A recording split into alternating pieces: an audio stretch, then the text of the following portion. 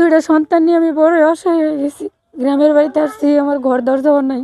ছাত্র জনতার আন্দোলনে যোগ দিয়ে পুলিশের গুলিতে মারা যান আবুল হোসেন।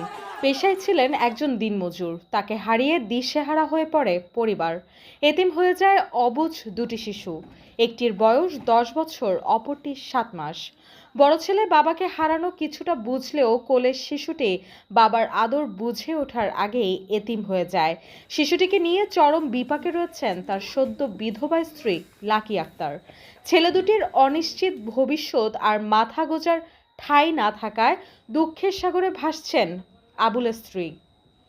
নিহত আবুল হোসেন কুমিল্লা জেলার মুরাদনগর উপজেলার আন্দিকোট ইউনিয়নের ফুলঘর গ্রামের মনির মিয়ার ছেলে।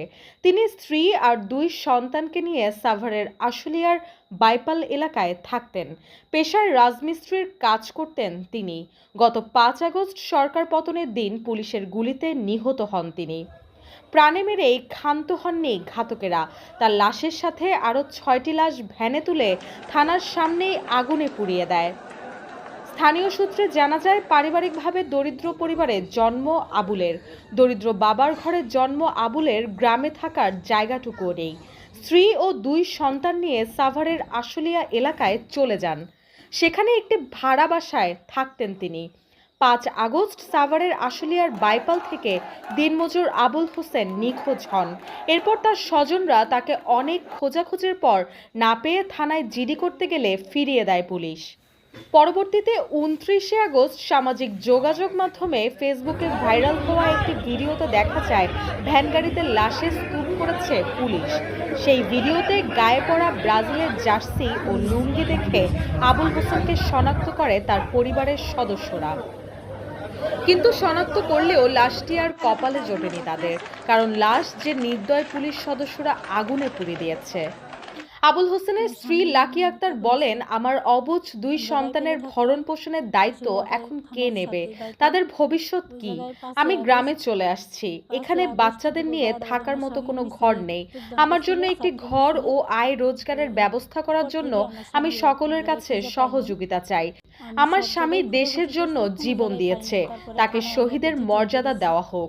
আমার সন্তানরা শহীদের সন্তান হিসেবে সমাজে বেড়ে উঠুক। 5 আগস্ট দুপুর 12টা বাজে আমার স্বামী মিছিলে যোগদান করছিল, ছাত্র মিছিলে। এরপর থেকে আমার স্বামীর আর কোনো জায়গায় খুঁজে পাই নাই। আমি সব জায়গায় খোঁজাখুঁজি করছি, কোনো জায়গায় পাই নাই। তারপরে থানায় আমি একটা জিটিও করেছি, আশুলিয়া থানায় একটা জিটিও করছি।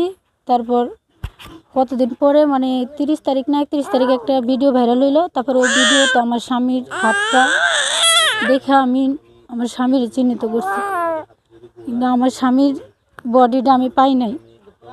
আমার স্বামী ছিল আমার সংসারের উপার্জনের একমাত্র ইয়া। আমার 2টা সন্তান নিয়ে আমি অনেক অসহায় হয়ে গেছি। আর আমার স্বামীর নিয়েছি, কিন্তু আমার স্বামীর বডিটাও আমি পাই নাই।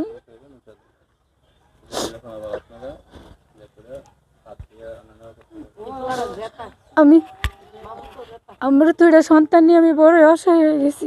গ্রামের বাড়িতে আসছি, আমার ঘর দরজাও নাই। আমার সন্তান 2টা নিয়ে যে বসবাস করবো, আমার সেই ইয়েটুকুও নাই। আর সরকারের কাছে, সবার কাছে আমার একটাই দাবি, যারা আমার স্বামীরে হত্যা করছে তাদের আমি বিচার চাই, সূক্ষ্ম বিচার। আর সরকারের খাতায় যেন আমার স্বামীর নামটা উঠে, যে সে শহীদ হয়েছে দেশের জন্য। তার পরিচয় দিয়ে যেন আমি 2টা সন্তান জানে দিতে পারে, আমার যেন জিজ্ঞেস করলে বলতে পারি যে তোমার আব্বু শহীদ হয়েছে।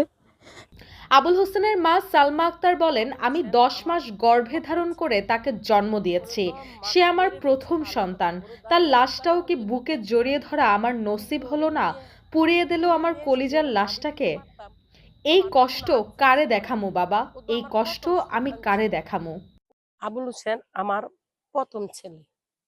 ওরা তো মেরে ফেলছে ভালো কথা, ওরা তো আমি একবারের জন্য দেখতে পারি নাই। আমি যদি ওরে নিয়ে খুলে নিয়ে শুধু ওরা মাটি দিতে পারতাম, আমার তো কোনো আফসোস ছিল না। ও তো আমার প্রথম সন্তান ছিল। ওই আমার প্রথম সন্তান, আমি নিজের হাতে মাটিও দিতে পারি নাই, দেখতেও পারি নাই। ওকে নিজের হাতে নিয়ে ওরা ভ্যান গাড়িতে পুড়িয়ে ফেললো। তাই আমি ওদের কাছে আমি ন্যায্য বিচার চাই। আমার এই সন্তানের প্রথম সন্তান আমি আর দেখতে পারি নাই, মাটি দিতে পারি নাই। আমি ওর কিভাবে দুম গেল, কি হলো, ওর কিছুই আমি জানতে পারি নাই। ওরা কিভাবে ওরা মেরে ফেললো, তার জন্য আমি এটার বিচার চাই।